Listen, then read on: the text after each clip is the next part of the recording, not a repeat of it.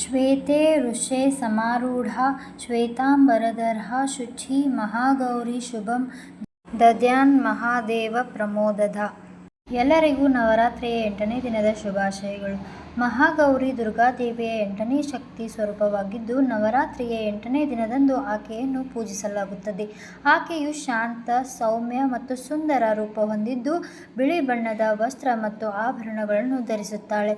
ಮಹಾಗೌರಿಯು ಗೂಳಿ ಅಂದರೆ ವೃಷಭ ಆಕೆಯ ವಾಹನ. ಶಿವನನ್ನು ಪತಿಯಾಗಿ ಪಡೆಯಲು ಪಾರ್ವತಿ ದೇವಿಯು ಕಠಿಣ ತಪಸ್ಸು ಮಾಡಿದಳು. ಆಕೆಯ ದೇಹವು ತಪಸ್ಸಿನಿಂದ ಕಪ್ಪು ಬಣ್ಣಕ್ಕೆ ತಿರುಗಿತು.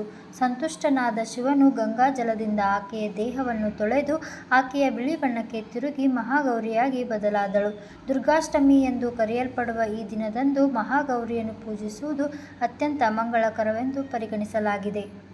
ಓಂ ಮಹಾಗೌರಿಯೇ ನಮಃ. ಧನ್ಯವಾದಗಳು.